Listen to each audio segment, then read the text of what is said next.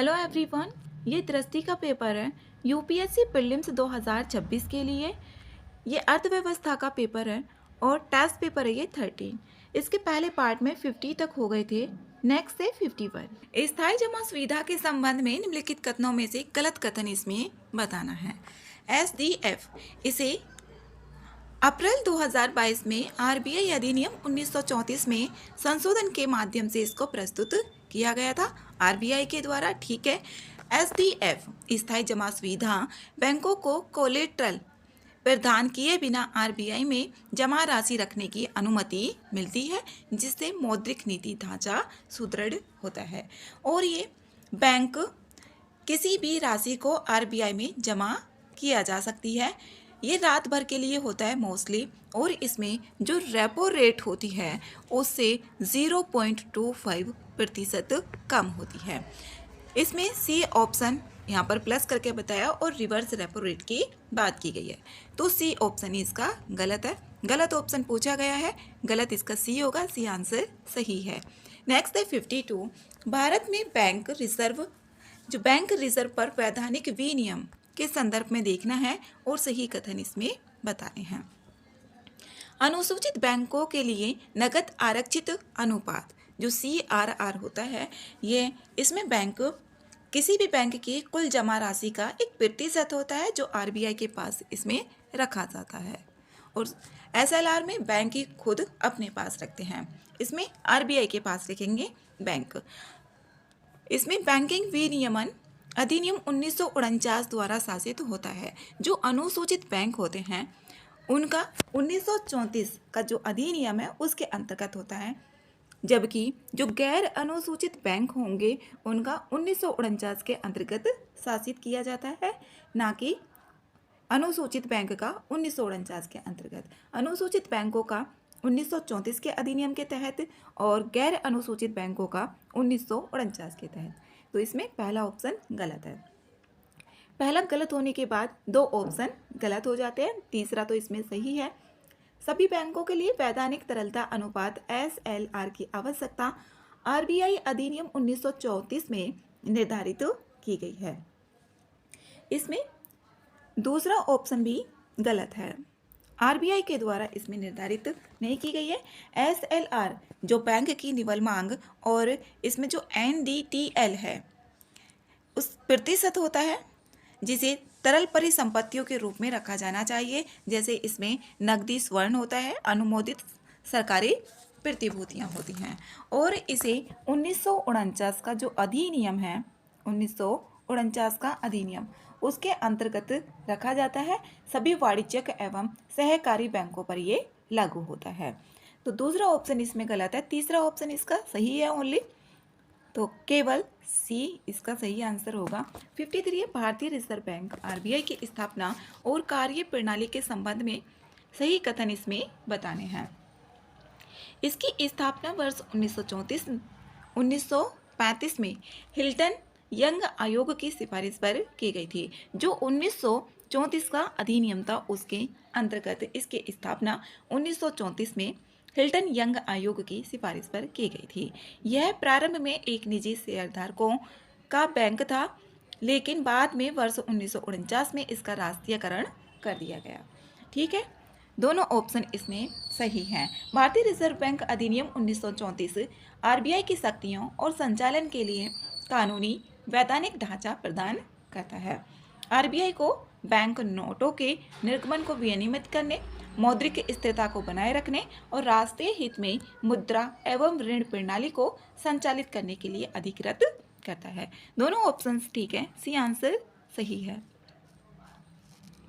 54 है निक्षेप बीमा और प्रत्येक गारंटी निगम DICGC के संबंध में देखना है और इसमें गलत ऑप्शंस बताना है। गलत ऑप्शन देखना है। इसमें पहला ऑप्शन है यह आरबीआई की पूर्ण स्वामित्व वाली सहायक कंपनी है, ठीक है, जिसकी स्थापना बैंक की विफलता या दिवालियापन की स्थिति में जमाकर्ताओं की सुरक्षा के लिए की गई है। ठीक है। दूसरा ऑप्शन है DICGC द्वारा प्रदत्त अधिकतम जमा बीमा कवर प्रति बैंक प्रति जमाकर्ता इसमें 5 लाख रुपए होती है और जिसमें मूलधन और ब्याज दोनों शामिल होते हैं। इसमें जो प्रति जमाकर्ता धनराशि होती है वो 5 लाख रुपए होती है, जिसमें मूलधन भी और ब्याज दोनों शामिल होंगे। ठीक है, दूसरा ऑप्शन भी।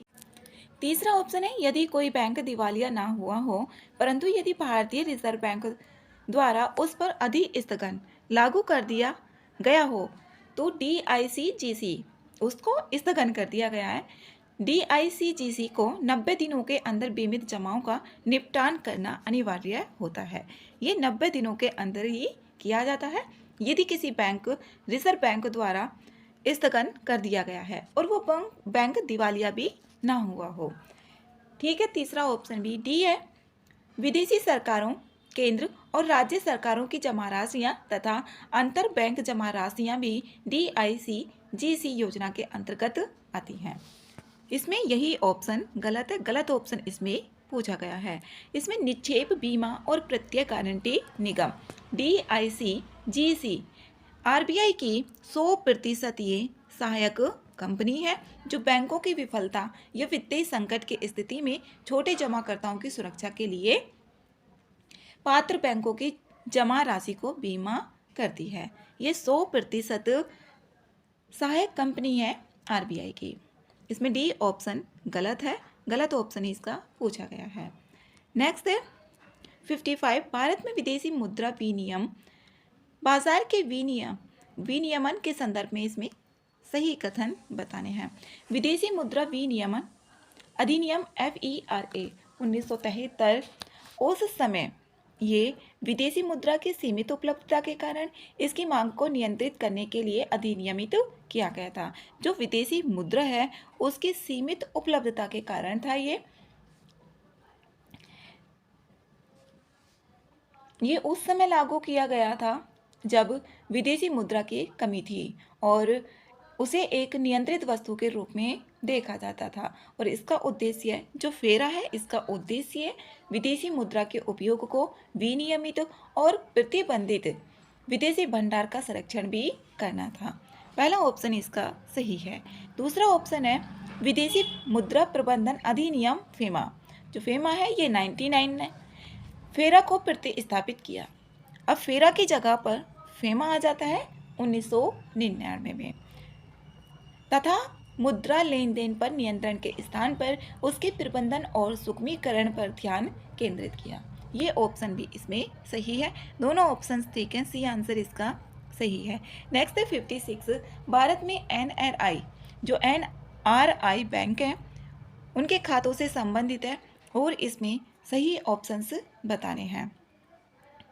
पहला ऑप्शन है विदेशी मुद्रा अनिवासी FCNR खाता केवल मुक्त रूप से परिवर्तनीय विदेशी मुद्रा में तथा केवल सावधि जमा के रूप में देखा जा सकता है।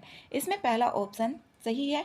जो FCNR खाता है ये मुक्त रूप से परिवर्तनीय होता है, फ्री होगा, परिवर्तनीय होता है विदेशी मुद्रा में। और इसमें सावधि जमा के रूप में भी जो फिक्स्ड डिपॉजिट होती है उसके रूप में भी रखा जाता है।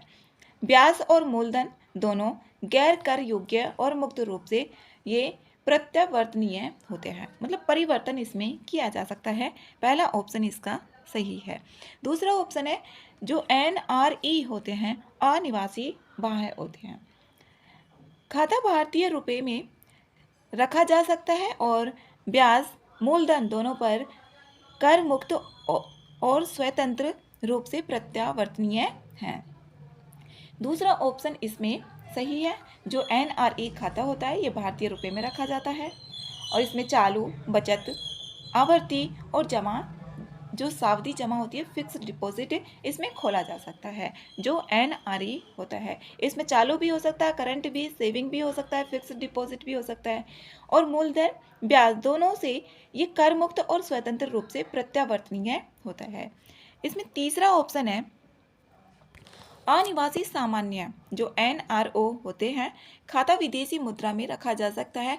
इसमें मूलधन और ब्याज दोनों को स्वतंत्र रूप से प्रत्यावर्तित किया जा सकता है।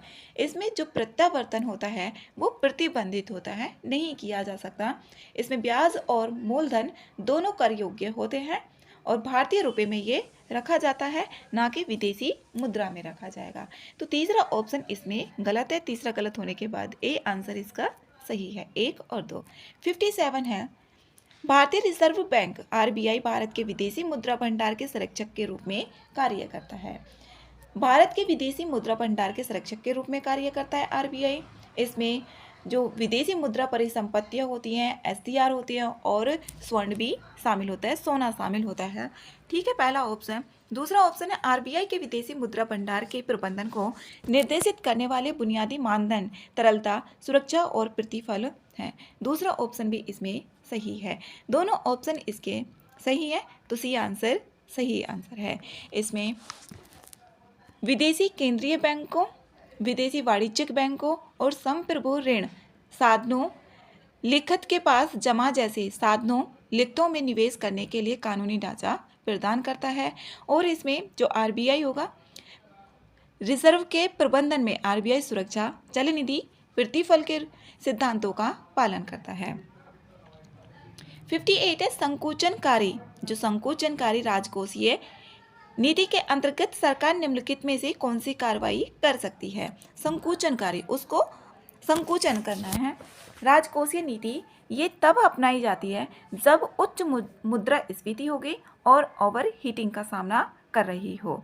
अर्थव्यवस्था जब उच्च मुद्रास्फीति और ओवर हीटिंग का सामना कर रही हो, उस टाइम पे इसको अपनाया जाता है संकुचनकारी राजकोषीय नीति को। और सरकार का लक्ष्य है समग्र मांग को इसमें कम करना होता है। जो भी मांग की जा रही थी उसको कम करना है, कंप्लीट मांग को, और अत्यधिक मुद्रा आपूर्ति को भी नियंत्रित करना है। जो ज़्यादा मुद्रा आपूर्ति हो रही थी, सप्लाई हो रही थी, उसको भी कंट्रोल करना होता है संकोचनकारी राजकोषीय नीति के अंतर्गत। तो इसमें देखना है कौन कौन से शामिल होते हैं। पहला ऑप्शन है बुनियादी ढांचे और कल्याणकारी योजनाओं पर सरकारी व्यय में वृद्धि। अब इसमें वृद्धि तो नहीं की जाएगी, अब वृद्धि की जाएगी तो और भी ज़्यादा होगी, उसमें मांग में वृद्धि होगी फिर, लेकिन इसमें समग्र मांग में कमी करनी होती है संकुचनकारी राजकोषीय नीति में। अब यहाँ पर कल्याणकारी योजनाओं में वृद्धि कर दी जाएगी खर्च करने में, तो लोगों के पास पैसा होगा तो और ज़्यादा मांग में वृद्धि होगी। पहला ऑप्शन इसमें गलत है। दूसरा ऑप्शन है सरकारी व्यय में कमी। हाँ, कमी सरकार कम करेगी तो तभी संकुचनकारी राजकोषीय नीति आएगी। दूसरा ऑप्शन इसमें सही है, पहला इसमें गलत है और तीसरा भी इसमें गलत हो गया क्योंकि दो ऑप्शंस में हैं। आय और वस्तुओं पर कर की दर में वृद्धि। आय और वस्तुओं पर कर की वृद्धि कर दी जाएगी तो संकुचनकारी आएगी। तो तीसरा ऑप्शन भी इसमें सही है। उपभोग को बढ़ावा देने के लिए सहायता प्रदान करना। अब इसमें सहायता प्रदान नहीं की जाएगी क्योंकि उसको संकुचन करना है। समग्र जो मांग है उसमें कमी लेकर आना होता है सरकार के द्वारा, और मुद्रा आपूर्ति को भी इसमें नियंत्रित किया जाता है। तो 2 और 3 ऑप्शन आ रहा है बी में, तो बी आंसर इसका सही आंसर है। इस टाइप के क्वेश्चंस मोस्टली ज़्यादा आते हैं। 59 है प्रो साइक्लिकल राजकोषीय नीति के संबंध में बताना है, और इसमें सही ऑप्शन देखने हैं। प्रो साइक्लिकल राजकोषीय नीति, इसमें पहला ऑप्शन है एक प्रो साइक्लिकल राजकोषीय नीति चालू व्यापार चक्र की दिशा में ही चलती है, जिससे आर्थिक उतार चढ़ाव बढ़ जाता है। इसमें पहला ऑप्शन सही है। ये जो राजकोषीय नीति होती है विकास की अवधि के दौरान ये विस्तारित किया जाता है और मंदी के दौरान इसको संकुचित किया जाता है। जैसे 2008 की मंदी आई थी तो उस टाइम पे इसको संकुचित किया जाएगा और बाकी के टाइम पे इसको विस्तारित किया जाता है। इसमें आर्थिक उतार चढ़ाव कम करने के बजाय बढ़ जाता है। पहला ऑप्शन इसमें सही है। दूसरा ऑप्शन है तेजी के दौर में सरकार सार्वजनिक व्यय बढ़ा देती है। जब तेजी के दौर में सरकार सार्वजनिक व्यय को इसमें बढ़ा देती है। दूसरा ऑप्शन अभी ठीक है, करों में वृद्धि से बचती है और जिससे विकास को और बढ़ावा मिलता है। इसके अंतर्गत यही किया जाता है, सरकार सार्वजनिक व्यय में जैसे कल्याणकारी योजनाएं होंगी उनमें वृद्धि कर देगी, व्यय करेगी, खर्च करेगी। करों में ये वृद्धि से बचती है। जो टैक्स होंगे उसमें वृद्धि करने से ये बच जाती है सरकार, जिससे विकास को और भी बढ़ावा होगा। अब कल्याणकारी योजनाओं में रोड बनाए जाएंगे, स्कूल बनाए जाएंगे, तो उसमें सार्वजनिक व्यय में वृद्धि होगी, विकास को बढ़ावा मिलेगा। दूसरा ऑप्शन भी सही है। तीसरा ऑप्शन है मंदी के दौर में सरकार व्यय कम कर देती है, मंदी के दौर में, ठीक है, और कर में वृद्धि कर देती है, जिससे गिरावट और अधिक हो जाती है। तीसरा ऑप्शन भी इसमें सही है, और ये कथन 1 की यहाँ पर व्याख्या भी की जा रही है, कथन 2, कथन 3 की। तो इसमें यहाँ पर कथन 2, कथन 3 ठीक है, और कथन इसकी व्याख्या भी की जा रही है, तो ए आंसर इसका सही है। नेक्स्ट है 60, राजकोषीय उत्तरदायित्व, और इसमें FRBM जो एक्ट है 2003 का, इसके बारे में बात की गई है, और सही कथन इसमें बताने हैं। पहला ऑप्शन है FRBM अधिनियम का उद्देश्य भारत में अंतर पीढ़ीगत समता और दीर्घकालिक समष्टिगत आर्थिक स्थिरता सुनिश्चित करता है। इसका उद्देश्य यही है कि समता और दीर्घकालिक समष्टिगत आर्थिक स्थिरता लाना, ठीक है। दूसरा ऑप्शन है यह अधिनियम भारतीय रिजर्व बैंक RBI को विशिष्ट परिस्थितियों में केंद्र सरकार की प्रतिभूतियों के जो केंद्र सरकार की प्रतिभूतियां हैं उनके प्राथमिक निर्गमन में अभिदान करने का अधिकार देता है, ये FRBM एक्ट। इसके अंतर्गत RBI केवल राष्ट्रीय सुरक्षा, युद्ध, प्राकृतिक आपदाओं जैसी जो असाधारण स्थितियां होती हैं उसके और केंद्र सरकार की प्रतिभूतियों के प्राथमिक निर्गमन में भाग ले सकता है RBI। दूसरा ऑप्शन भी इसमें ठीक है। तीसरा ऑप्शन है अधिनियम में प्रावधान है कि केंद्र सरकार अस्थायी नकदी प्रबंधन के अतिरिक्त भारतीय रिजर्व बैंक RBI से ऋण नहीं लेगी। ये ऑप्शन भी इसमें ठीक है। केंद्र सरकार मौद्रिक अनुशासन सुनिश्चित करने के लिए नकदी प्राप्तियों और व्यय में जो अस्थायी असंतुलन है उसको प्रबंधित करने के लिए इसमें यहाँ से ऋण नहीं ले सकती है RBI से केंद्र सरकार। तीसरा ऑप्शन भी इसमें सही है, तीनों ठीक है, डी आंसर सही है। नेक्स्ट है 61, निम्नलिखित में से किस आर्थिक स्थिति में सामान्यतः क्राउडिंग आउट की घटना होती है। जो क्राउडिंग आउट होता है जब सरकार तेजी के दौर में अपने राजकोषीय घाटों को पूरा करने के लिए बहुत ज़्यादा ऋण लेती है। जैसे सरकार का बहुत ज़्यादा घाटा है, अब सरकार का घाटा होगा तो ये बाहर से ऋण लेगी, सरकार ऋण लेगी अपने ऋण को ख़त्म करने के लिए, तो आर्थिक संसाधन पहले से ही प्रयुक्त हो चुके होते हैं, तो क्राउडिंग आउट तभी होता है। अब इसमें देखेंगे कौन सा सही ऑप्शन है। जब अर्थव्यवस्था तेजी के दौर में हो और संसाधनों का पूर्ण उपयोग हो रहा हो तो वही होता है क्राउडिंग आउट। जो भी ऋण ले रही थी सरकार अत्यधिक ऋण ले लेती है और उसको ऋण को जो भी ऋण लिया था सरकार तेजी के दौर में अपने जो राजकोषीय घाटा होता है उसको कम करने के लिए बाहर से ऋण ले लेती है जिससे वो कम हो जाए राजकोषीय घाटा, तो ए आंसर इसमें सही है। नेक्स्ट है 62, भारत में सरकारी ऋण के संबंध में निम्नलिखित कथनों पर विचार करना है और इसमें सही कथन बताने हैं। भारत सरकार आंतरिक और बाह्य दोनों प्रकार के ऋण ले सकती है, ठीक है। भारत सरकार आंतरिक भी बाह्य भी अंदर राज्यों से भी और जो भी कंपनियां होती हैं ले सकती है और बाहर से भी विदेशों से भी ले सकती है, जबकि जो राज्य सरकारें होती हैं वो केवल आंतरिक ऋण ही ले सकती हैं, ठीक है, पहला ऑप्शन। दूसरा है केंद्र सरकार के बाह्य ऋण में विश्व बैंक और एशियाई विकास बैंक जैसी द्विपक्षीय एवं बहुपक्षीय एजेंसियां से ही ऋण ले सकती है। इसमें यहाँ पर जो केंद्र सरकार है बाह्य ऋण में विश्व बैंक हो गया, एशियाई विकास बैंक और द्विपक्षीय एवं बहुपक्षीय एजेंसियों से उधारी शामिल होती है इसमें। दूसरा ऑप्शन भी सही है। इसमें आर्टिकल 292 और 293 के अंतर्गत, ये भारतीय संविधान के अंतर्गत भारत सरकार आंतरिक और बाह्य दोनों जो सोर्स होंगे उससे उधार ले सकती है, जबकि राज्य सरकार को बोला गया है वो आंतरिक जो सोर्स होंगे उनसे ही ऋण ले सकती है, आर्टिकल 292 और 293। इंपॉर्टेंट है ये। इसमें तीसरा ऑप्शन है आंतरिक और बाह्य ऋण दोनों को मिलाकर भारत सरकार के सार्वजनिक खाता देयता के रूप में जाना जाता है, ये ऑप्शन इसमें गलत है। इसको भारत सरकार के द्वारा जो ऋण लिया जाता है विदेशों से भी और आंतरिक भी, तो उसको सार्वजनिक ऋण बोला जाता है, ना कि सार्वजनिक खाता देता के रूप में जाना जाता है। तीसरा ऑप्शन इसमें गलत है, पहला और दूसरा करेक्ट है, ए आंसर ही सही आंसर है। नेक्स्ट है 63। भारत में वस्तु एवं सेवा कर जीएसटी के संबंध में देखना है। इसमें 4 स्लैब होती थी जीएसटी की, जबकि अब 2 स्लैब ही कर दी गई हैं जीएसटी के लिए। और वस्तु एवं सेवा कर जीएसटी को संविधान का जो 101वां संविधान संशोधन है उसके अंतर्गत 2016 के माध्यम से लागू किया गया था। पहला है, जीएसटी एक प्रकार का सहकारी संघवाद है जिसमें केंद्र और राज्य दोनों ने संपूर्ण देश में एकीकृत कर प्रणाली बनाने के लिए कुछ कराधान शक्तियों को ढील दी है। पहला ऑप्शन इसमें सही है, ये सहकारी संघवाद पर ही काम करता है। ये एक इनडायरेक्ट टैक्स है जीएसटी।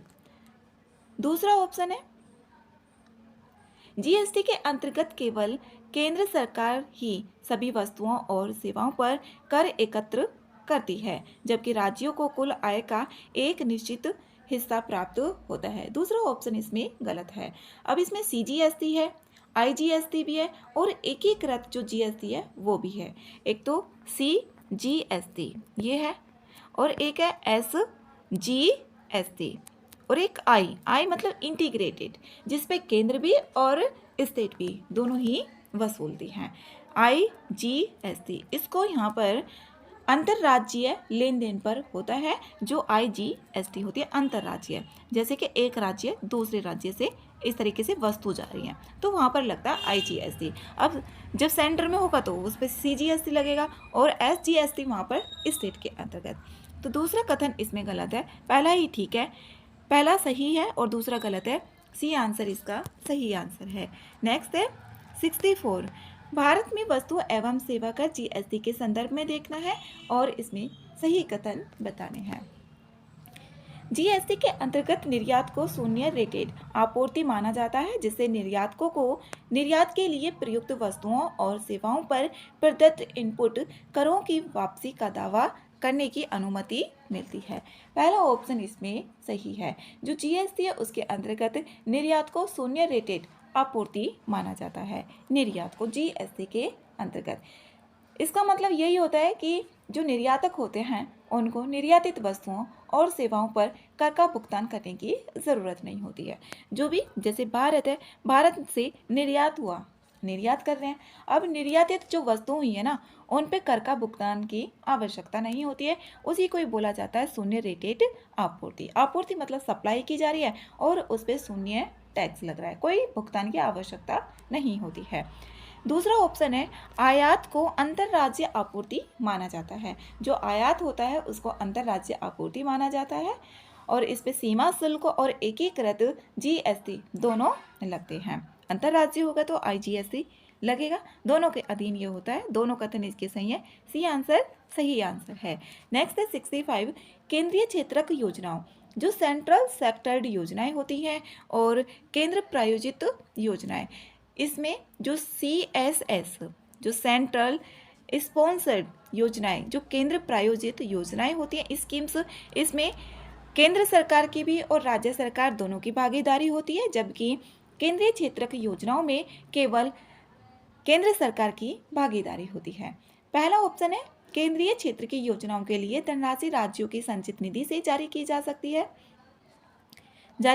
है तथा एक निश्चित अनुपात में केंद्र के साथ साझा की जाती है। पहला ऑप्शन इसमें गलत है, ये भारत के संचित निधि से आती है। जो केंद्रीय क्षेत्र की योजनाएं होती हैं ये संघ सूची के विषयों पर केंद्र सरकार द्वारा 100% मतलब 100% जो होगी ये केंद्र सरकार के द्वारा ही वित्त पोषित होती है और कार्यान्वित भी की जाती है। पहला ऑप्शन इसमें गलत है। दूसरा ऑप्शन है, केंद्र प्रायोजित योजनाएं राज्यों की संचित निधि के माध्यम से संचालित होती हैं और उनका कार्यान्वयन मुख्य रूप से राज्य सरकारों के अधीन होता है। दूसरा ऑप्शन इसमें सही है। अब यहाँ पर जो केंद्र प्रायोजित योजना है कहीं कहीं पर 50-50 की इसमें भागीदारी मिलती है और कहीं मिलेगी 70 और 30 की होगी और कहीं पे 90/10 की भी मिलती है। ये मोस्टली हिमालय राज्य तटीय राज्यों के वहाँ पर होती है जो 90 और 10 का रेशियो होता है। इसमें केंद्र सरकार और राज्य सरकार, ये केंद्र सरकार और राज्य सरकार इसमें कहीं कहीं देखने को मिलती है ये सारी कंडीशन। इसमें दूसरा ऑप्शन ठीक है। और तीसरा ऑप्शन है नीति आयोग ने CSS को कोर और कोर ऑफ द कोर और ऑप्शनल श्रेणियों में वर्गीकृत किया है, जिससे उनकी संख्या को युक्ति संगत बनाया जा सके और आउटकम बजट में सुधार किया जा सके। तीसरा ऑप्शन भी सही है। ये नीति आयोग ने बड़ी संख्या में जो CSS केंद्रीय सेंटर यहाँ पर स्पॉन्सर्ड योजना है, तर्कसंगत बनाने के लिए इसमें वर्गीकृत किया है। 2 और 3 ऑप्शन ठीक है, बी आंसर सही है। नेक्स्ट है 66। भारत की प्रारंभिक पंचवर्षीय योजनाओं के संदर्भ में इसमें सही कथन बताने हैं। पहला कथन है, प्रथम पंचवर्षीय योजना में मुख्य रूप से कृषि और सिंचाई पर ध्यान केंद्रित किया गया, जबकि द्वितीय योजना में औद्योगिक आधार पर मजबूत करने के लिए भारी तथा पूंजीगत वस्तु उद्योगों पर जोर दिया गया। इसमें पहला ऑप्शन सही है। प्रथम पंचवर्षीय योजना इसके बारे में है, इसका कार्यकाल था 1951 से 1956 के बीच में और आत्मनिर्भरता सुनिश्चित करने के लिए जैसे कृषि, सिंचाई और खाद्य उत्पादन पर इसमें जोर दिया गया था। इसमें भाखड़ा नांगल, हीराकुंड जैसी सिंचाई परियोजनाएं भी शुरू की गई थी। इसमें कहीं कहीं ऑप्शन बन के ये आते हैं कि भाखड़ा नांगल और हीराकुंड जो प्रमुख सिंचाई परियोजनाएं थी वो किस पंचवर्षीय योजना से संबंधित थी, तो पहली पंचवर्षीय योजना से ही ये संबंधित थी। और इसमें PC महालनोबिस और कलकत्ता स्कूल से प्रभावित द्वितीय पंचवर्षीय योजना में दीर्घकालिक विकास की नींव रखने के लिए औद्योगिकीकरण, भारी और पूंजीगत जो वस्तु उद्योगों को भी प्राथमिकता दी गई थी। पहला ऑप्शन इसमें सही है। दूसरा ऑप्शन है 1950 के दशक के दौरान बॉम्बे स्कूल ने समाजवादी योजना और राज्य नियंत्रण के तहत सार्वजनिक क्षेत्र के उद्योगों के विस्तार की वकालत की थी। दूसरा ऑप्शन इसमें गलत है। व्यापारिक और औद्योगिक हितों का प्रतिनिधित्व करने वाली जो बॉम्बे स्कूल बाजार संचालित दृष्टिकोण का ये पक्षधर थी और कलकत्ता स्कूल ने अधिक राज्य नियंत्रण और प्रमुख सार्वजनिक क्षेत्र वाले समाजवादी नियोजन मॉडल का समर्थन किया था। दूसरा ऑप्शन इसमें गलत है। पहला ऑप्शन इसका सही है, ओनली ए आंसर सही है। नेक्स्ट है 67। भारत में बेरोजगारी के संदर्भ में देखना है, सही कथन इसमें बताने हैं। इसमें बेरोजगारी के संदर्भ में है श्रम बल, जो श्रम बल शब्द है इसके तहत केवल कार्यरत लोग शामिल होते हैं और इसमें ऐसे लोग शामिल नहीं होते जो बेरोजगार है तथा सक्रिय रूप से कार्य की तलाश कर रहे हैं। पहला ऑप्शन इसमें गलत है। श्रम बल में ऐसे सभी व्यक्ति शामिल होते हैं जो कार्यरत है या बेरोजगार हैं लेकिन सक्रिय रूप से कार्य की तलाश कर रहे होते हैं, वो सभी इसमें शामिल होते हैं श्रम बल में। पहला ऑप्शन इसमें गलत है। दूसरा ऑप्शन है बेरोजगारी दर की गणना कुल श्रम बल में बेरोजगार लोगों के प्रतिशत के रूप में की जाती है। दूसरा ऑप्शन इसमें सही है। इसमें बेरोजगारी दर से जो श्रम बल है उसमें बेरोजगार लोगों का प्रतिशत से पता चलता है कि इसमें श्रम बल में बेरोजगार व्यक्तियों की संख्या का प्रतिशत के रूप में इसमें 100 से मल्टीप्लाई करके इसको निकाला जाता है। जैसे कि बेरोजगारी दर की गणना जो होगी इसमें इसकी गणना करेंगे जो बेरोजगारी दर है इसमें कुल श्रम बल में बेरोजगार लोग, जो श्रम बल में बेरोजगार लोग हैं उनके प्रतिशत के रूप में की जाती है। तो दूसरा ऑप्शन इसमें सही है, पहला ऑप्शन गलत है क्योंकि श्रम बल है अब उसमें बेरोजगार है लेकिन उनकी आयु तो उसमें आ रही है ना काम करने की, तो इसमें पहला कथन गलत है। दूसरा ही ठीक है, बी आंसर इसमें सही आंसर है। नेक्स्ट है 68। प्रचंड बेरोजगारी के संदर्भ में देखना है। प्रचंड बेरोजगारी वही होती है जहाँ पर 1-2 लोगों की ज़रूरत है लेकिन पूरी फैमिली वहाँ पर लगी रहती है, फिर भी उसमें उत्पादन इतना ही हो रहा है जितना 2 लोग लग के कर सकते हैं, वही प्रचंड बेरोजगारी या छुपी बेरोजगारी होती है। प्रचंड बेरोजगारी की स्थिति में श्रम की सीमांत उत्पादकता शून्य होती है। पहला ऑप्शन इसमें सही है। जो सीमांत उत्पादकता होती है शून्य होती है, मतलब जैसे ये कोई काम है और वहाँ पर लोग लगे हुए हैं, उस काम को 2 लोग भी कर सकते हैं, लेकिन वहाँ पर लगे हुए हैं 10 लोग। तो इसमें जो सीमांत उत्पादकता है वो शून्य होती है। दूसरा ऑप्शन है ऐसी बेरोजगारी में यदि कुल श्रमिकों को कार्य से हटा भी दिया जाए तो कुल उत्पादन पर कोई प्रभाव नहीं पड़ता है। दूसरा भी इसमें सही है और इसकी यहाँ पर ये व्याख्या भी कर रहा है। ए आंसर सही आंसर है। नेक्स्ट है 69, निम्नलिखित कथनों पर विचार करना है और इसमें सही कथन बताने हैं। पहला है इसमें लॉरेंज वक्र, जो लॉरेंज वक्र है उसके बारे में बताना है। जो लॉरेंज वक्र होता है, जैसे यहाँ पर ये है, इसमें यहाँ पर जो ही होगा समानता को इसमें दिखाता है और इसमें ये एक इक्वलिटी लाइन होती है और इसमें जो ये इसी को ही बोलते हैं, जब इस तरीके से जाता है इसी को ही लॉरेंज कर्व बोलते हैं। ये एक समानता की रेखा होती है। इसमें पहला कथन है लॉरेंज वक्र का आशय किसी अर्थव्यवस्था में लोगों की आय और सरकार के कुल व्यय के बीच का संबंध से है। पहला कथन इसमें गलत है। इसमें आय असमानता के स्तर का पता चलता है कि आय में कितना असमानता हो रही है। कोई इंसान बहुत ज़्यादा कमा रहा है, अब ऐसे 10 लोगों की, कहीं कहीं पर 10 लोगों की इतनी इनकम होती है कि बाकी जनसंख्या के इक्वल एक देश में। तो इसमें जो आय की असमानता होती है उसी को ही यहाँ पर दर्शाता है। यहाँ पर इक्वलिटी हो जाती है और जितना ये ऐसे चलता चला जाएगा यहाँ पर इनइक्वलिटी होती जाएगी। पहला ऑप्शन इसमें गलत है। गिनी गुणांक लॉरेंज वक्र के आधार पर असमानता का एक मात्रात्मक माप प्रदान करता है। अब इसमें ये 0 और 1 के बीच में होता है, 0 और 1 के बीच में होगा। जहाँ पर 0 होगा वहाँ पर पूर्ण समानता होती है और जहाँ पर 1 की तरफ को ये बढ़ता चला जाएगा, 1 की तरफ को ये बढ़ता चला जाएगा, उसी में इतनी ही असमानता होती चली जाती है। दूसरा कथन इसमें सही है, पहला ऑप्शन गलत है। और इसमें जो गिनी गुणांक निकाला जाता है वो जैसे आदर्श रेखा, जैसे कि जो भी इक्वलिटी लाइन होती है इसको निकालेंगे गिनी गुणांक को, जो 0 और 1 के बीच में होता है ये, इसमें गिनी गुणांक को निकाला जाएगा।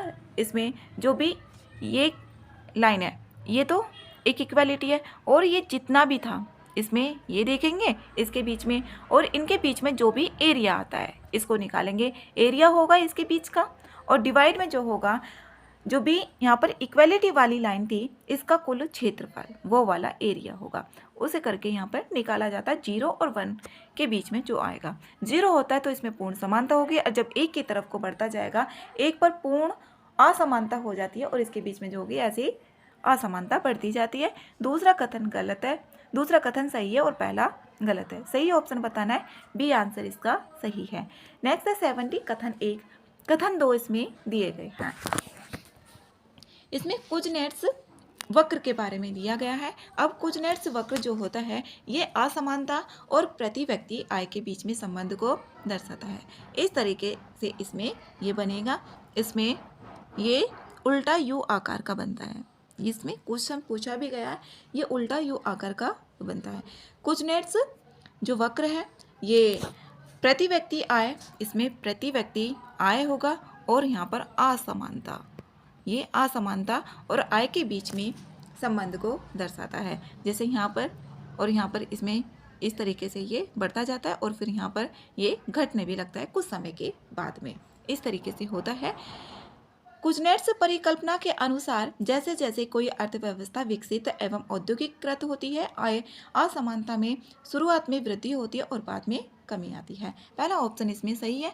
जैसे यहाँ पर इसमें देखेंगे, जैसे ये है ये, अब इसमें यहाँ पर इतनी थी, इस तरीके से ये होता चला जाएगा ऐसे ये। अब यहाँ पर आय का, इधर आय होती है नीचे और इधर जो होगी असमानता होती है, ये असमानता। अब यहाँ पर जैसे कि ये 0 1 था, यहाँ पर 0 1 और यहाँ पर भी 1 2 3 इस तरीके से। अब यहाँ पर 2 होगा, यहाँ पर आय आय और लेकिन असमानता यहाँ पर बढ़ रही है, यहाँ पर इस तरीके से ये बढ़ती जाएगी और फिर कुछ समय के बाद में ये कम होती जाती है, इस तरीके से कम हो रही है। पहला ऑप्शन इसमें सही है और दूसरा ऑप्शन है विकास के उच्च स्तरों पर संस्थागत सुधार एवं कल्याणकारी नीतियों के विस्तार से आय के पुनर्वितरण के साथ असमानता में कमी आती है। दूसरा कथन भी इसमें सही है और इसकी व्याख्या भी की जा रही है। ए आंसर सही आंसर है। नेक्स्ट है 71, भारतीय खाद्य निगम एफसीआई के संबंध में देखना है, सही कथन इसमें बताने हैं। पहला ऑप्शन है एफसीआई की गेहूं एवं धान की खरीद नीति सरकार द्वारा निर्धारित वार्षिक मात्रात्मक सीमा से प्रतिबंधित होती है। पहला कथन इसमें गलत है।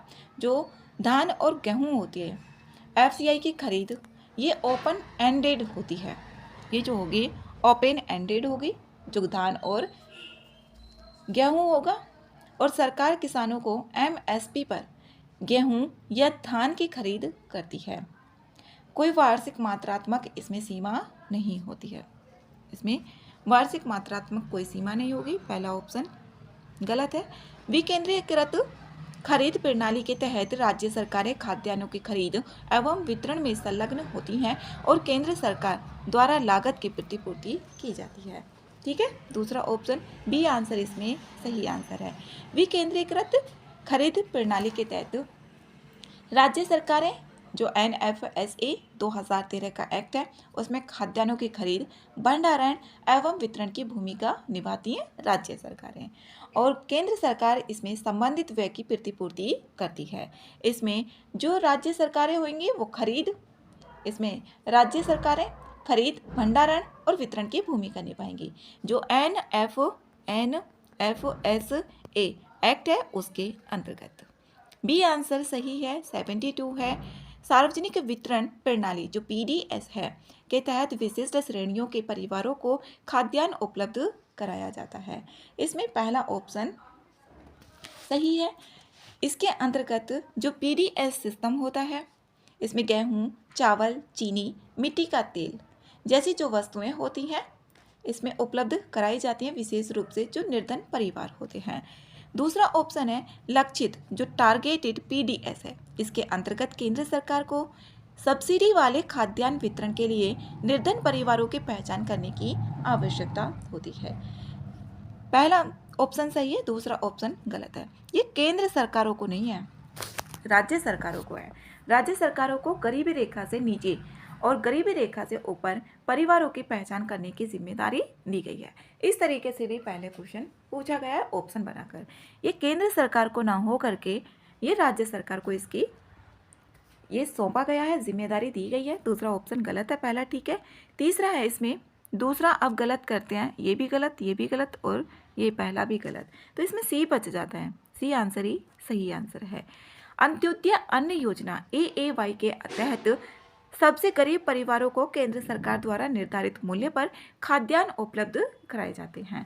ठीक है, इसमें जो अंत्योदय अन्न योजना है इसको दिसंबर 2000 में शुरू किया गया था। दिसंबर 2000 में शुरू किया गया था। अभी इसके 25 साल हो जाएंगे इस योजना को।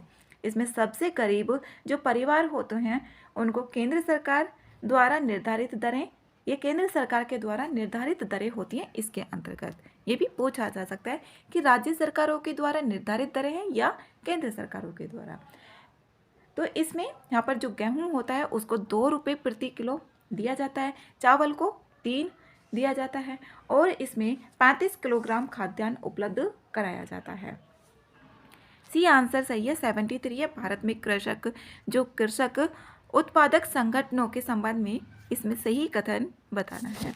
पहला ऑप्शन है यह कृषि उत्पादन खरीद एवं विपणन से संबंधित गतिविधियों के सामूहिक संचालन के लिए किसानों द्वारा गठित एक विधिक इकाई है। ठीक है, पहला ऑप्शन। दूसरा ऑप्शन है लघु कृषक कृषि व्यापार संघ एवं नाबार्ड द्वारा FPOs को प्रोत्साहन तथा संचालन के लिए वित्तीय और तकनीकी सहायता प्रदान करती है। दोनों ऑप्शन इसमें सही है, तो सी आंसर इसका सही आंसर है। नेक्स्ट है 74, कृषि उपज एवं विपणन समिति अधिनियमों के संबंध में इसमें सही कथन बताने हैं। पहला ऑप्शन है इनके द्वारा किसानों को अपनी उपज को प्रत्यक्ष रूप से निजी खरीदारों, खाद्य प्रसंस्करण कंपनियों या खुदरा श्रृंखलाओं को बेचने से प्रतिबंधित किया जाता है। इसमें ठीक है पहला ऑप्शन, जो किसानों को अपनी उपज को प्रत्यक्ष रूप से निजी खरीदारों, जो निजी खरीदार होते हैं उनसे बेचने से प्रतिबंधित किया जाता है। दूसरा ऑप्शन है कृषि उपज का थोक व्यापार केवल उन लाइसेंसधारी व्यापारियों के माध्यम से किया जा सकता है जो बाजार समितियों द्वारा प्रबंधित विनियमित मंडियों में कार्य संचालन करते हैं। दोनों इसमें सही है और इसकी व्याख्या भी की जा रही है। ए आंसर करेक्ट है। नेक्स्ट 75 संरक्षण कृषि। जो संरक्षण कृषि है कंजर्वेशन एग्रीकल्चर के संबंध में सही कथन देखना है। इसके तहत उत्पादन को धारणीय बनाए रखने के क्रम में मृदा में न्यूनतम या बिना हस्तक्षेप के साथ स्थायी मृदा आवरण बनाए रखने में फसल चक्र अपनाने पर बल दिया जाता है। पहला ऑप्शन इसमें सही है। जो संरक्षण कृषि होती है इसमें धारणीय बनाए रखने के लिए मृदा में न्यूनतम और बिना हस्तक्षेप के जो स्थायी मृदा आवरण होती है फसल चक्र को बनाने पर बल दिया जाता है। दूसरा ऑप्शन है इससे मृदा और जल संरक्षण को बढ़ावा भी मिलता है, जिससे पोषक तत्वों के पुनर्चक्रण में सुधार होता है और ग्रीन हाउस गैसों में कमी होती है, उनके उत्सर्जन में जो GHG होती है। दूसरा भी सही है। तीसरा ऑप्शन है इसके तहत मृदा के एरेशन जो एयर हो गई उसका और फसल अवशेषों के शीघ्र अपघटन के लिए बार बार जुताई करना भी शामिल होता है। इसमें बार बार जुताई करना शामिल नहीं होता है। तो पहला और दूसरा कथन ठीक है। ए आंसर इसका सही आंसर है। नेक्स्ट है 76 आपूर्ति श्रृंखला एवं खाद्य प्रसंस्करण उद्योग के संबंध में सही कथन इसमें बताना है। आपूर्ति श्रृंखला के अपस्ट्रीम चरण में बेचने के लिए कच्चे माल को तैयार वस्तुओं में बदलने की प्रक्रिया शामिल होती है। इसमें पहला ऑप्शन गलत है।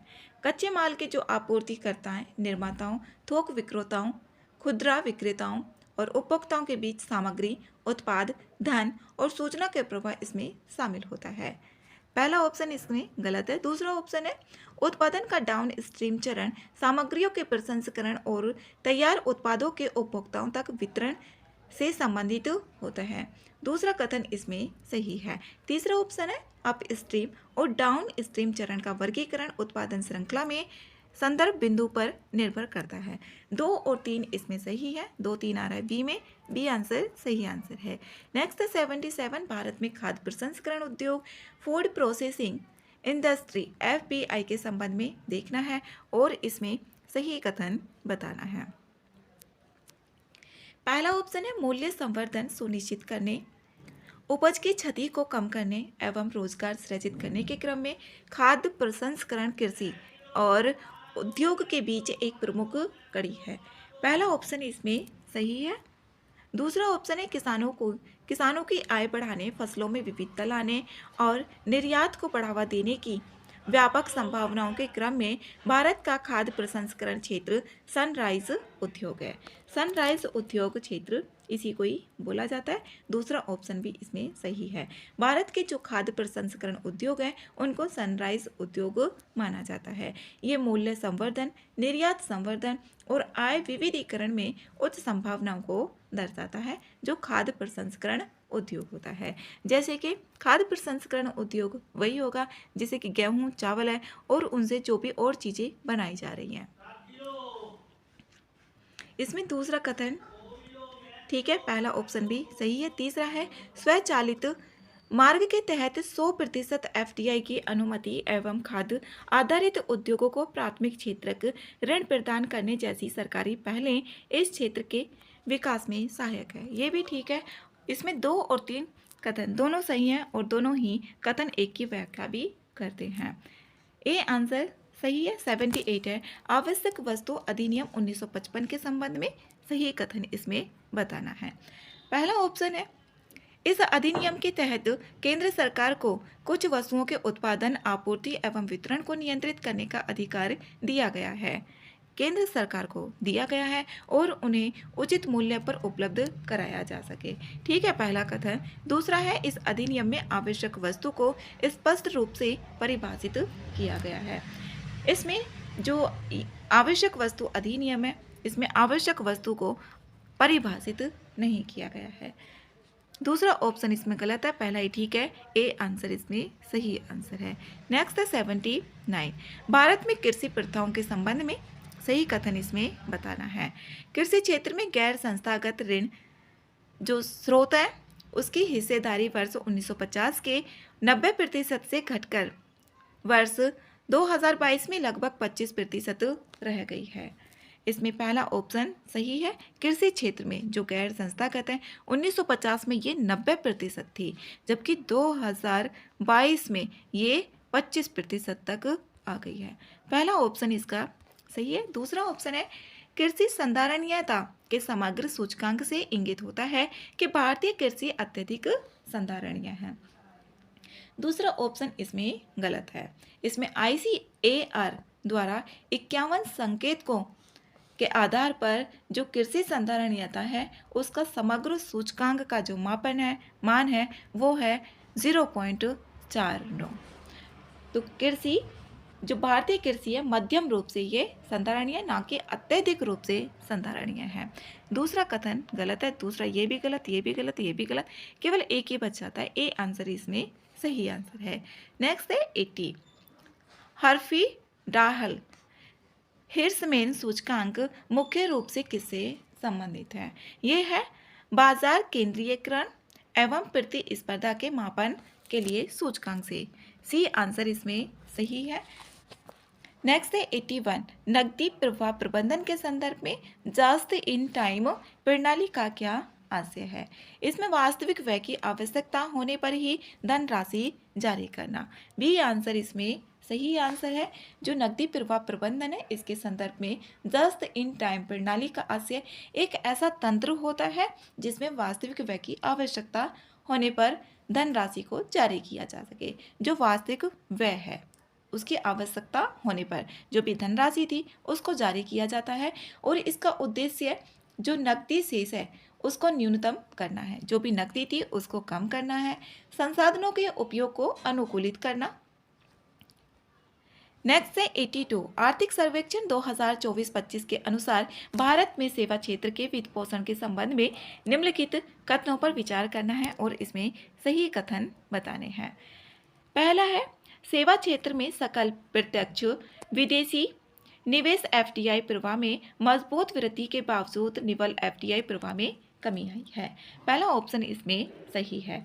FDI 0.48 बिलियन अमेरिकी डॉलर रहा, जबकि 2024 में 8.5 बिलियन डॉलर रहा।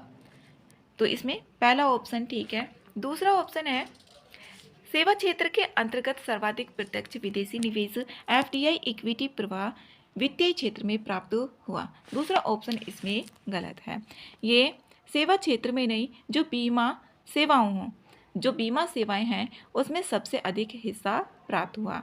62% से ये अधिकता जो बीमा सेवाएं हैं, और उसके बाद में वित्तीय क्षेत्र का स्थान रहा है FDI में। और सेवा क्षेत्र में जो FDI इक्विटी है वो है 18%, जो बीमा क्षेत्र में है, ना कि ये सेवा क्षेत्र में है। तो दूसरा ऑप्शन इसमें गलत है। तीसरा ऑप्शन है सेवा क्षेत्र में कंप्यूटर सॉफ्टवेयर और व्यावसायिक सेवाओं में वर्ष दर वर्ष सर्वाधिक ऋण वृद्धि दर्ज की गई है। तीसरा ऑप्शन भी ठीक है, पहला भी ठीक है, इसमें केवल 2 ठीक है। बी आंसर सही है। नेक्स्ट है 83। इसमें कथन दिए गए हैं और बताना है कितने कॉर्पोरेट बॉन्ड बाजार के विकास में अवरोधक मतलब रुकावट लाते हैं, ये देखना है। पहला ऑप्शन है नए निवेशकों के लिए उच्च प्रवेश लागत और सूचना विषमता। ये होगा क्योंकि जो नए निवेशक होते हैं और अगर वो प्रवेश करेंगे तो लागत और सूचना की उसमें विषमता होती है, तो अवरोधक का काम करेगा। कॉर्पोरेट बॉन्ड में निवेश करने वाले संस्थागत निवेशकों पर विनियामक सीमाएं भी होती हैं। तीसरा ऑप्शन है प्राइवेट प्लेसमेंट के लिए प्रबल प्राथमिकता। तीनों ऑप्शन इसमें सही है, तीनों ही ये कॉर्पोरेट बॉन्ड बाजार के विकास में अवरोधक का काम करते हैं। सी आंसर इसमें सही आंसर है। नेक्स्ट है 84। इसमें सही कथन बताने हैं। पहला है अनुसूचित वाणिज्यिक बैंकों की सकल गैर निष्पादित जो NPGNP है ये 12 वर्षों में अपने निम्नतम स्तर पर आ गई है। इसमें पहला ऑप्शन ठीक है, ये 12 वर्षों में अपने निम्नतम स्तर पर आ गई है। ये सकल अग्रिमों का 2024 सितंबर में बताया गया था कि ये 2.6% तक कम हो गया है, और 12 वर्षों में ये सबसे कम है पिछले 12 वर्षों में। इम्पोर्टेंट है, पूछा जा सकता है इस तरीके से। वित्त वर्ष 2025 में ऋण जीडीपी अंतर सकारात्मक हो गया है, जो ऋण वृद्धि के अत्यधिक तीव्र होने का संकेत देता है। इसमें दूसरा ऑप्शन गलत है। वित्त वर्ष 2025 में ये नकारात्मक बना रहा है, ना कि यहाँ पर ये जो ऋण जीडीपी है नकारात्मक हो गया, ना कि सकारात्मक है। दूसरा ऑप्शन गलत है, पहला ही ठीक है। ए आंसर इसमें सही है। 85 में भारत में स्टार्टअप्स के लिए भास्कर प्लेटफॉर्म, जो भास्कर है प्लेटफॉर्म, इसके संबंध में देखना है और सही कथन बताने हैं। पहला ऑप्शन है स्टार्टअप्स भास्कर, ये स्टार्टअप्स के लिए है। स्टार्टअप्स इकोसिस्टम में संस्थापकों, निवेशकों और सलाहकारों सहित प्रत्येक हितधारक को व्यक्तिगत वार्ता की सुविधा के लिए एक अद्वितीय भास्कर आईडी दी जाती है। अब इसमें अलग से भी पूछा जा सकता है कि भास्कर हाल ही में समाचारों में रहा, ये किससे संबंधित है? तो ये स्टार्टअप से संबंधित है, पहला ऑप्शन इसका सही है। दूसरा ऑप्शन है भास्कर प्लेटफॉर्म के तहत पंजीकरण केवल उन स्टार्टअप्स तक ही सीमित है जिन्होंने यूनिकॉर्न का दर्जा हासिल कर लिया है। इसमें गलत है दूसरा ऑप्शन, पहला ऑप्शन इसका सही है। भास्कर ये वाणिज्य और उद्योग मंत्रालय के जो उद्योग और आंतरिक व्यापार संवर्धन विभाग है DPIIT ने स्टार्टअप्स इंडिया कार्यक्रम के लिए एक platform Bharat startup knowledge access registry Bhaskar launch किया DPIIT के द्वारा। और इसमें जो भास्कर है इसमें स्टार्टअप्स, निवेशक, सलाहकार, सेवा प्रदाताओं, सरकारी निकायों के बीच वार्ता केंद्रीकृत सुनिश्चित करने के लिए इसको डिज़ाइन किया गया है। और ये विश्व की सबसे बड़ी डिजिटल रजिस्ट्री का निर्माण करना, संसाधनों तक जो भी सहयोग है उसकी पहुंच सुविधा को प्राप्त करना, पहला ऑप्शन इसमें सही है, दूसरा ऑप्शन गलत है। जो भास्कर है इसमें पंजीकरण करा सकते हैं जो स्टार्टअप्स होंगे वो भी, और जिनको मान्यता प्राप्त है वो भी, और नहीं है वो भी करा सकते हैं। पहला ऑप्शन इसका सही है, ए आंसर करेक्ट है। 86 है भारत के राजकोषीय घाटे और ऋण प्रबंधन के संबंध में देखना है और इसमें सही कथन बताने हैं। राजकोषीय घाटा वित्त वर्ष 2026 के लिए राजकोषीय घाटा सकल घरेलू उत्पादन का 6.4% रहने का अनुमान है और आगामी वर्षों में इसमें क्रमिक कमी की रूपरेखा तैयार की गई है। इसमें पहला ऑप्शन गलत है, सकल घरेलू उत्पाद का ये 4.4% है, ना कि 6.4% है, पहला ऑप्शन गलत है। दूसरा प्राथमिक घाटा बने रहने की संभावना है जो पूंजीगत व्यय के लिए निरंतर ऋण की आवश्यकता को दर्शाता है, दूसरा कथन इसमें सही है, पहला गलत है दूसरा सही है, बी आंसर सही आंसर है। नेक्स्ट है 87 स्वच्छ भारत मिशन ग्रामीण SBMG ग्रामीण चरण 2 का उद्देश्य गांवों में खुले में शौच मुक्त जो ओपन डेफिकेशन फ्री है, इसमें प्लस के बारे में बताना है। इसको परिवर्तित किया गया आदर्श श्रेणी में शामिल ODF प्लस गांव को निम्नलिखित में से कौन से मानदंड पूरे करने होंगे, इसके संबंध में बताना है। ODF स्थिति को बनाए रखना, दूसरा ऑप्शन है ठोस एवं तरल अपशिष्ट प्रबंधन दोनों की व्यवस्था होना, दृश्य स्वच्छता का निरीक्षण करना, इसमें न्यूनतम अपशिष्ट, न्यूनतम अवरुद्ध जो भी अपशिष्ट जल, प्लास्टिक अपशिष्ट का इसमें संचय ना होना, ठीक है। ODF प्लस जो ODF इसकी बात की जा रही है, ODF प्लस एक ODF था और ODF प्लस इसमें शिक्षा संचार IEC संदेश प्रदर्शित करना, इसमें चारों ऑप्शन ठीक हैं, डी आंसर इसमें सही आंसर है। नेक्स्ट है 88 निम्नलिखित में से कौन सा संरचनात्मक मुद्रास्फीति का सर्वोत्तम रूप से परिभाषित करता है। प्रमुख क्षेत्रों में आपूर्ति संबंधी जड़ता और न्यून उत्पादकता के कारण मुद्रास्फीति, इसमें इसको संदर्भित करता है। और ये मिडल और स्ट्रीटन जैसे जो अर्थशास्त्री थे, मुद्रास्फीति का संरचनात्मक सिद्धांत विकासशील अर्थव्यवस्थाओं में मुद्रास्फीति के लिए केवल मौद्रिक कारकों के बजाय ये संरचनात्मक कठोरता को भी जिम्मेदार मानता है। इसमें संसाधन अंतराल जो बचत निवेश है उसको कम होना, खाद्यान्न की कमी होना और विदेशी मुद्रा की कमी और बुनियादी जो ढांचा है और आपूर्ति और बाधाएं वो होती हैं, बी आंसर इसमें सही है। नेक्स्ट है 89 मल्टी मॉडल लॉजिस्टिक्स पार्क जो मल्टी मॉडल लॉजिस्टिक्स पार्क है उसके संबंध में देखना है और सही कथन इसमें बताने हैं। पहला कथन है भारत में माल परिवहन की जो लागत है, माल परिवहन की लागत कम करने और दक्षता में सुधार लाने के लिए मल्टी मॉडल लॉजिस्टिक्स पार्क विकसित किए जा रहे हैं। पहला ऑप्शन इसमें सही है और ये भारत की कुल जीडीपी की लगभग 18% है। इसमें जो लॉजिस्टिक्स लागत है उसको कम करना इसका उद्देश्य है। दूसरा ऑप्शन है जो मल्टी मॉडल लॉजिस्टिक्स पार्क है इसमें सड़क, रेल और जल मार्ग जैसे विभिन्न परिवहन साधन जो भी लागत होती है परिवहन लागत उसको कम किया जाएगा, इसका यही उद्देश्य है। माल एकत्रीकरण और बहुविध परिवहन कनेक्टिविटी को सक्षम बनाना है। दूसरा ऑप्शन भी सही है, इसमें बताना है दोनों सही है और इसकी व्याख्या भी की जा रही है। पहला ही ठीक है। 90 है भारत में कोयला खनन के विनियमन के संबंध में निम्नलिखित कथनों पर विचार करना है, सही कथन इसमें बताना है। पहला कथन है कोयला खान विशेष उपबंध अधिनियम 2015 की नीलामी के माध्यम से कोयला ब्लॉकों जो ब्लॉक है उसके आवंटन में पारदर्शिता और प्रतिस्पर्धा सुनिश्चित करने के लिए अधिनियमित किया गया था। 2015 में जो भी ये नीलामी के माध्यम से किया गया था। ठीक है, पहला ऑप्शन।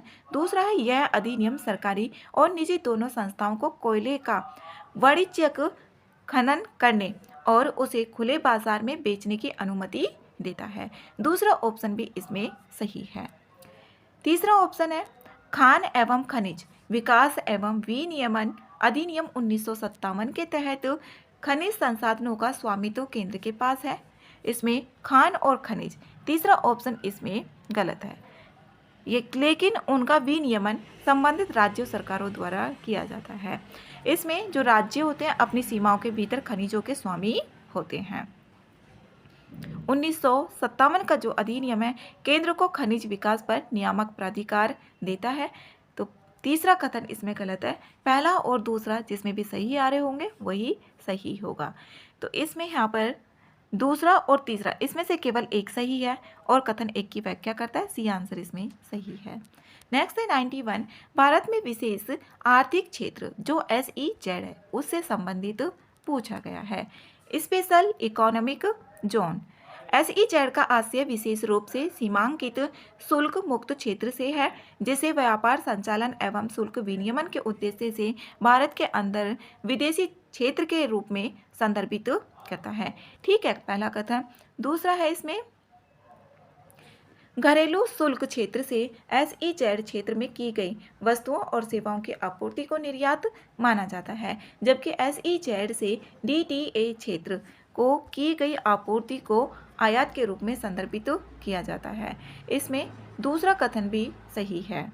तीसरा कथन है SEZ इकाइयों को उत्पादन प्रारंभ होने की तिथि से प्रारंभिक 5 वर्षों तक निर्यात आय पर इसमें 100% आयकर छूट होती है। 100% आयकर छूट होती है जो स्टार्टिंग के 5 वर्ष होते हैं। और ठीक है, तीसरा ऑप्शन भी इसमें 2 और 3 दोनों सही है और कथन एक की व्याख्या भी कर रहे हैं, तो ए आंसर सही आंसर है। नेक्स्ट है 92 भारत में सड़क विकास मॉडलों से संबंधित इसमें सही कथन बताने हैं। पहला ऑप्शन है EPC मॉडल के तहत निर्माण और ट्रैफिक दोनों का ही जोखिम सरकार द्वारा वहन किया जाता है, दोनों के द्वारा ही वहन किया जाता है। ठीक है, और यह सार्वजनिक निजी भागीदारी PPP पर मॉडल पर आधारित नहीं है। पहला ऑप्शन इसमें सही है। दूसरा है BOT जो टोल है, यह मॉडल के तहत सरकार द्वारा ट्रैफिक जोखिम द्वारा वहन किया जाता है और इसके द्वारा अपने निवेश की वसूली मुख्यतः टोल संग्रह के माध्यम से की जाती है। दूसरा ऑप्शन इसमें गलत है, ये निजी पक्ष द्वारा सड़क का निर्माण, संचालन और रखरखाव किया जाता है। तीसरा ऑप्शन है BOT जो NUT मॉडल है, इसके तहत सरकार द्वारा ट्रैफिक जोखिम वहन नहीं किया जाता। इसमें निजी पक्ष द्वारा सड़क का निर्माण और रखरखाव किया जाएगा और सरकार द्वारा निश्चित वार्षिक भुगतान भी किया जाता है। इसमें ट्रैफिक जोखिम का भार सरकार पर होता है, ना कि निजी पक्ष पर होता है। तीसरा ऑप्शन भी गलत है, केवल एक ही इसमें सही है। तो ए आंसर सही आंसर है। 93 है, भारत में सार्वजनिक निजी भागीदारी परियोजनाओं से संबंधित सही कथन इसमें बताने हैं। पहला कथन है ट्रिपल पी मॉडल के तहत निजी क्षेत्र न केवल परियोजनाओं के निर्माण में संलग्न होता है बल्कि परियोजना की संपूर्ण अवधि के दौरान उसका रखरखाव एवं संचालन भी करता है। इसमें पहला ऑप्शन सही है, इसके द्वारा ही किया जाता है। दूसरा कथन है निजी क्षेत्र की भागीदारी की सीमा एवं सार्वजनिक एवं इसमें निजी भागीदारी के बीच जोखिमों और जिम्मेदारियों का वितरण एक औपचारिक समझौते जो फॉर्मल एग्रीमेंट के माध्यम से इसमें करता है। दूसरा कथन भी इसमें सही है और इसकी व्याख्या की जा रही है। ए आंसर इसमें सही आंसर है। नेक्स्ट है 94, एशियन इंफ्रास्ट्रक्चर इन्वेस्टमेंट बैंक के बारे में देखना है, सही कथन इसमें बताना है। पहला ऑप्शन है इसके द्वारा एशिया में संप्रभु और गैर संप्रभु दोनों प्रकार की परियोजनाओं का वित्त पोषण किया जाता है। पहला ऑप्शन इसमें सही है, इसमें संप्रभु सरकार हो या गैर संप्रभु सरकार हो, दोनों के द्वारा ही किया जाता है। ये एक बहुपक्षीय विकास बैंक है और इसकी स्थापना जो की गई थी 2015 में की गई थी। इसका मुख्यालय हेडक्वार्टर चीन के बीजिंग, चीन में है, बीजिंग में। दूसरा ऑप्शन है बोर्ड ऑफ गवर्नर्स इसका सर्वोच्च निर्णयकारी निकाय है। दूसरा ऑप्शन भी इसमें सही है। AIIB में प्रत्येक सदस्य देश की मतदान भागीदारी पूरी तरह से एक देश एक मत के सिद्धांत पर आधारित होता है। तीसरा ऑप्शन इसमें गलत है। AIIB में मतदान शक्ति एक देश एक मत के सिद्धांत पर आधारित नहीं होता है। इसमें मतदान शक्ति सदस्य देशों की जो पूंजी हिस्सेदारी है उस पर आधारित होती है। जैसे चीन की इसमें सबसे ज़्यादा भागीदारी है। चीन की भागीदारी की बात करें तो 26.6% है। उसके बाद इसमें भारत की भागीदारी है 7.6%। पहले नंबर पे इसमें चाइना है भागीदारी के रूप में देखें, दूसरे नंबर पे भारत है, फिर उसके बाद है रूस। इसमें तीनों आ सकते हैं कि हाँ 3 तक पूछा जा सकता है सबसे ज़्यादा किसकी भागीदारी है, असेंडिंग डिसेंडिंग ऑर्डर में। फिर उसके बाद जर्मनी की भागीदारी है 4.2%।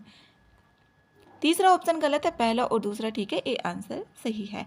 95 है विशेष आहरण अधिकार जो SDR है उससे रिलेटेड पूछा गया है। विशेष आहरण अधिकार SDR इंटरनेशनल रिजर्व एसेट है जिसे अंतर्राष्ट्रीय मुद्रा कोष IMF द्वारा सदस्य देशों के आधिकारिक भंडार को पूरक करने के लिए बनाया गया है। पहला ऑप्शन इसमें सही है। जो SDR है इसके लिए ही बनाया गया IMF के द्वारा। SDR को निजी संस्थाओं द्वारा एक अंतर्राष्ट्रीय मुद्रा के रूप में रखने के साथ इसका कारोबार किया जा सकता है। दूसरा ऑप्शन इसमें गलत है, इसका व्यापार नहीं किया जा सकता। जो SDR है निजी व्यक्तियों या कंपनियों द्वारा ना तो रखा जा सकता है और न ही इसका व्यापार किया जा सकता है, न कि इसका उपयोग किया जा सकता है, बल्कि केवल IMF के सदस्य देशों और कुछ निर्दिष्ट अंतर्राष्ट्रीय संगठनों के बीच इसको किया जाता है। दूसरा ऑप्शन गलत है। तीसरा ऑप्शन है SDR में मूल्य प्रमुख अंतर्राष्ट्रीय मुद्राओं की एक टोकरी बास्केट पर आधारित होता है जिसमें अमेरिकी डॉलर, यूरो, जापानी येन, पाउंड स्टर्लिंग और जो चीनी युआन है इसमें ये शामिल होती हैं। 1, 2, 3, 4, 5 इसमें 5 मुद्राएं हैं जो इसमें शामिल होती हैं SDR में। दूसरा ऑप्शन इसमें गलत है, पहला ऑप्शन इसमें सही है। 5 मुद्राएं शामिल होंगी, तीसरा और पहला। दूसरा गलत है, 1 और 3 आंसर होगा इसका। 1, 3 आ रहा है सी में, सी आंसर सही है। 96 है सही कथन इसमें बताने 3 कथन है। जब वस्तुओं का निर्यात उनके सामान्य मूल्य से कम पर किया जाता है, जैसे वस्तुएं और जो उनकी लागत है उससे कम पर उसका निर्यात किया जा रहा है, तो घरेलू उद्योगों के संरक्षण के क्रम में एंटी डंपिंग ड्यूटी लगाई जाती है। पहला ऑप्शन इसमें सही है, यही होती है एंटी डंपिंग ड्यूटी।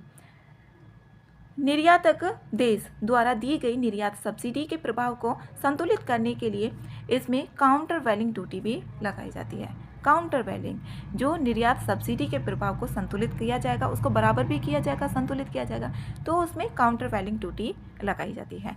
दूसरा ऑप्शन भी इसमें सही है। निर्यातक देश हैं उनके द्वारा निर्यात सब्सिडी के प्रभाव को संतुलित करने के लिए काउंटर वैलिंग ड्यूटी लगाई जाएगी जिससे घरेलू उत्पादकों को समान अवसर मिल सके। दूसरा कथन भी इसमें सही है। तीसरा कथन है घरेलू उद्योगों को अनुचित व्यापार से बचाने के क्रम में सेफ गार्ड ड्यूटी एक स्थायी देश विशिष्ट उपाय है। तीसरा कथन इसमें गलत है, ये एक अस्थायी गैर देश विशिष्ट उपाय होता है। तीसरा गलत है, पहला ही ठीक है, 1 और 2 आंसर होगा। 97 है व्यापार संबंधित बौद्धिक संपदा अधिकार ट्रिप्स समझौते से रिलेटेड पूछा गया है। इसमें 3 कथन भी दिए गए हैं।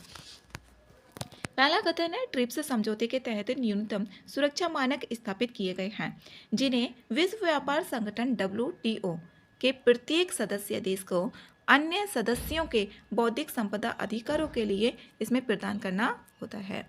पहला कथन इसमें सही है। दूसरा कथन है ट्रिप्स के तहत सदस्य देशों से अपेक्षा की जाती है कि वे यह सुनिश्चित करें कि उनके राष्ट्रीय विधियों के तहत बौद्धिक संपदा अधिकारों जो IPR हैं उसको लागू किया जा सके। यह प्रवर्तन निष्पक्ष व तर्क संगत हो। दूसरा कथन भी इसमें सही है। तीसरा कथन है ट्रिप्स के तहत विकसित देशों से विकासशील देशों को प्रौद्योगिकी के हस्तांतरण को हतोत्साहित किया जाता है। गलत है, हतोत्साहित नहीं किया जाता है, प्रोत्साहित किया जाता है। तीसरा कथन इसमें गलत है। दूसरा और पहला इसमें सही है। तो कथन 2 और कथन 3 में से एक सही है और कथन 1 की व्याख्या करता है। दोनों में से एक है क्योंकि दूसरा ठीक है। नेक्स्ट है 98 सूचना प्रौद्योगिकी समझौते जो ITA के संबंध में सही कथन इसमें बताना है। ITA से संबंधित सूचना प्रौद्योगिकी समझौता ये 1996 में सिंगापुर में आयोजित पहला विश्व व्यापार संगठन मंत्री स्तरीय सम्मेलन में इसको बढ़ावा देने के लिए संपन्न किया गया था ITA को। पहला ऑप्शन है इस समझौते का उद्देश्य संबंधित IT उत्पादों पर लगने वाले सीमा शुल्क को समाप्त कर उसे शून्य पर बनाए रखना है। ठीक है, ITA के अंतर्गत टैरिफ उन्मूलन का लाभ केवल भागीदार सदस्यों देशों पर ही लागू होता है। दूसरा ऑप्शन इसमें गलत है, ये केवल सदस्य देशों पर ही लागू नहीं होता है, गैर भागीदार जो देश होते हैं उन पर भी लागू होता है। दूसरा कथन गलत है, पहला ही ठीक है, ए आंसर सही आंसर है। नेक्स्ट है 99 सैनिटरी एंड फाइटोसैनिटरी SPS समझौते के संबंध में देखना है और इसमें सही कथन बताने हैं। सैनिटरी एंड फाइटोसैनिटरी के संबंध में पहला ऑप्शन है यह देशों को खाद्य सुरक्षा और पशु या पादप स्वास्थ्य मानकों को लागू करने की अनुमति देता है बशर्ते वे वैज्ञानिक सिद्धांतों पर आधारित हों। पहला कथन इसमें सही है। दूसरा है इसमें देशों से विश्व व्यापार संगठन के अंतर्गत व्यापार किए जाने वाले सभी उत्पादों के लिए एक समान अंतर्राष्ट्रीय मानकों का उपयोग करने की अपेक्षा की गई है। दूसरा कथन इसमें गलत है, इसके अंतर्गत देशों को अंतर्राष्ट्रीय मानकों का उपयोग करने के लिए प्रोत्साहित किया जाता है, ना कि अनिवार्य किया जाता है। तीसरा कथन है यह देशों को वैज्ञानिक प्रमाणों द्वारा उचित ठहराए जाने पर अंतर्राष्ट्रीय मानकों से उच्चतर मानक बनाए रखने की अनुमति देता है। तीसरा कथन इसमें ठीक है, 1 और 3 सही है, 1 3 आ रहा है सी में, सी आंसर इसका सही आंसर है। नेक्स्ट है 100 पूंजीगत वस्तुओं के संबंध में देखना है। पूंजीगत वस्तुएं सही कथन इसमें बताना है। उत्पादन की प्रक्रिया में प्रयुक्त मानव निर्मित टिकाऊ वस्तु को सामान्यतः पूंजीगत वस्तुएं माना जाता है। जैसे मशीनें होती हैं, मशीनें हो गए और उपकरण हो गए, यंत्र अवसंरचना हो गई, जैसे सड़क हो गया, इस तरीके से ये पूंजीगत, स्कूल हो गए, अस्पताल हो गए, बैंक हो गए, ये पूंजीगत वस्तुएं ही होती हैं। पहला कथन इसमें सही है। दूसरा है किसी वस्तु का उपभोग या पूंजी के रूप में वर्गीकरण उसके भौतिक गुणों पर नहीं बल्कि उस उद्देश्य पर निर्भर करता है जिसके लिए उसका उपयोग किया जाता है। दूसरा कथन इसमें सही है। तीसरा है बौद्धिक संपदा जैसे पेटेंट और ट्रेडमार्क को पूंजीगत वस्तुओं की श्रेणी से बाहर रखा गया है क्योंकि वे अमूर्त प्रकृति के हैं। तीसरा ऑप्शन इसमें गलत है। जो पेटेंट होते हैं, ट्रेडमार्क होते हैं, ये अमूर्त परिसंपत्तियां होती हैं, बौद्धिक पूंजी के रूप में इनको मान्यता प्राप्त होती है लेकिन पूंजीगत होती हैं। तो तीसरा ऑप्शन इसमें गलत है, इस श्रेणी से बाहर नहीं रखा जाता है। 1 और 2 इसमें ठीक है, ए आंसर इसमें सही आंसर है।